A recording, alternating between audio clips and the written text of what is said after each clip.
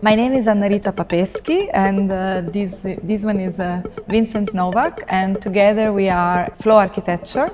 We are architects and urban designer, and our practice also expands in the field of multimedia arts.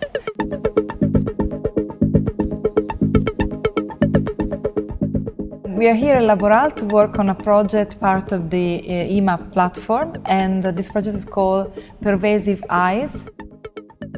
The project emerged from our interest in big data, large data set, open data set, and works on the basis of social media information.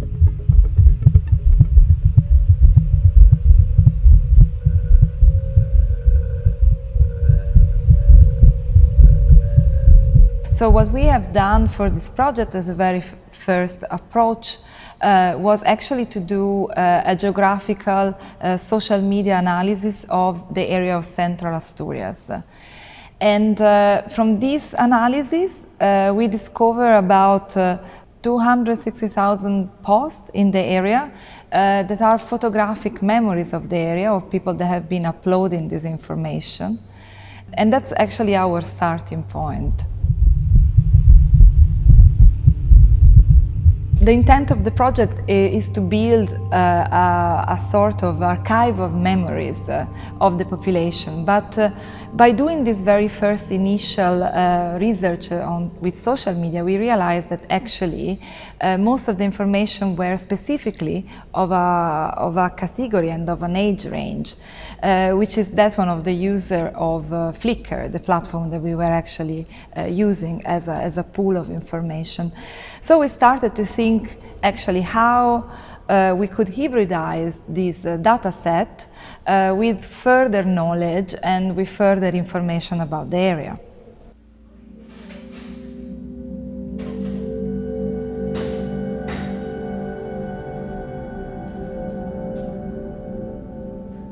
So starting from the understanding that obviously Asturias in general, but particularly Central Asturias, has a quite mature and aging population, we started to think that perhaps going out and talk to this older range would have been like a very interesting point of view that would have add a sort of additional layer to our understanding of what does it mean to live in the area and actually have affective connection to the area, and how this could become actually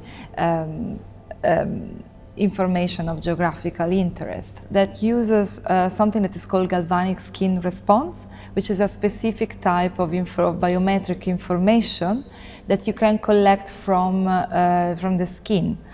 And it's an indication of the emotional status of the participant. It's basically the same type of signal that you use for lie detection techniques. Entonces, pues, se iba potenciando la enseñanza y, en fin, la capacidad del alumno. We thought about perhaps using again this type of information to do like some augmented interviews. So we, with the help of the team here at LABoral, they were fantastic in helping us to create those connections. We went out and we interviewed like a small group of older adults. They were from in their 60s, 70s, 80s, and even more. We had like we interviewed like a couple of people in their 90s. And we asked them basically to talk to us about the places that they love in the area, and it ended up being a kind of very personal chat about the places they grew up in and the places where they worked, and through this we used like photographic media as a sort of conversation starter, and this photographic media is part basically of the installation itself now, because the idea was actually to help, that they would help us to see Asturias through their own eyes, and that's why the project is called Pervasive Eyes ultimately.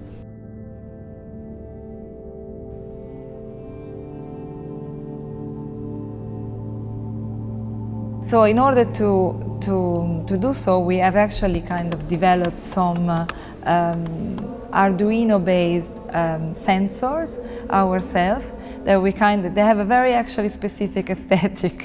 We kind of like to leave like all the wiring out, just because I think that today people are kind of not really are used to think technology as something extremely immaterial, and we have lost the sense of what technology is, and instead to kind of bring it back to something that we can touch and feel and understand. It's a kind of at the core of a lot of the work that we do. And yeah, so cool. So the installation is visible through an Oculus headset. You are in an empty room, you put on your headset, and you see the topography of Asturias. On this topography, there are little white balls that are symbolizing a post, an image, and you click on that image, and then you see the words, who has done it. You see the image itself, and whilst you are reading this image, your reaction is getting recorded. So the GSR sensor is recording whether your body is relaxing or it's getting more excited.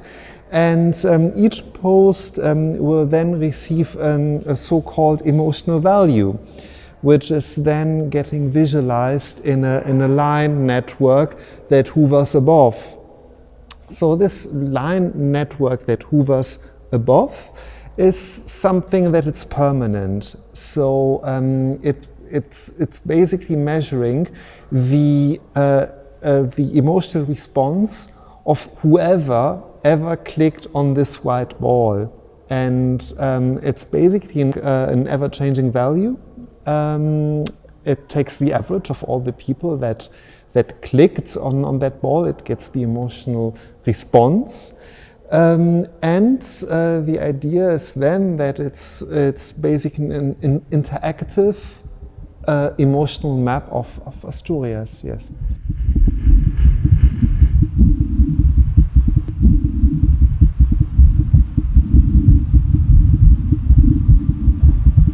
So not only we use this GSR signal in the augmented interviews, but also we wanted to use the same signal in the installation itself. The idea was actually to kind of have the audience participating itself to the making of the piece, and to what is a reading of this emotional archive, or this photographic archive of Asturias.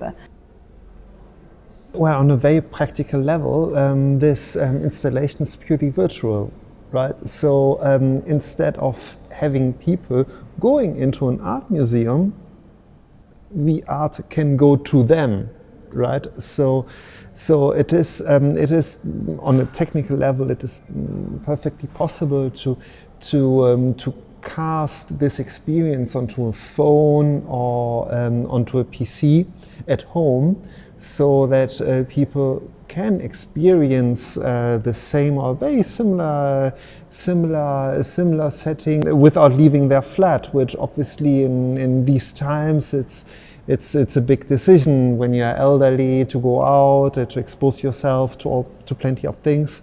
So this is something that is relatively new. I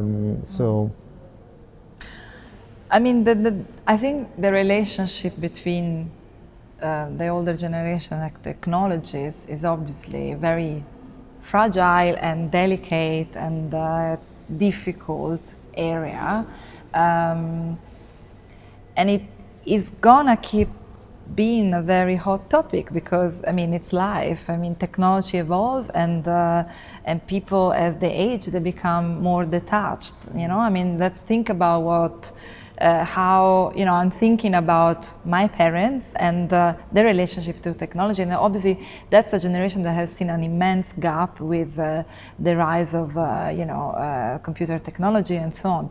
But it's something that it was true before, obviously, no? And I think that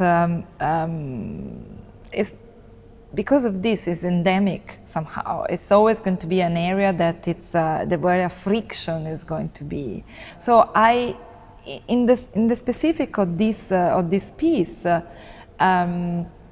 I of course hope that they're gonna come, they're gonna try it on, and they're gonna enjoy and be able to experience the piece. But if you think about it, while it's true that VR can be, and already 5 years ago perhaps we were talking about the fact that in a couple of years everybody's gonna have a headset. That didn't happen, yeah?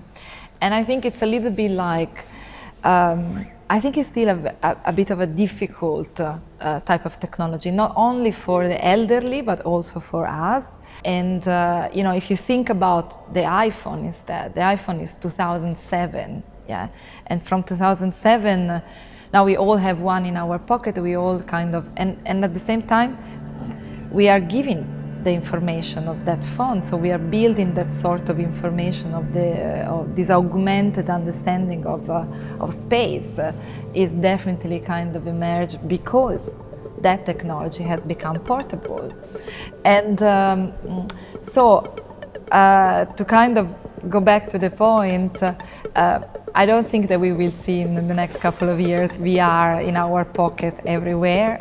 I think it's still kind of a very heavy type of computational tool. It's still kind of with the very younger and very popular with younger generation.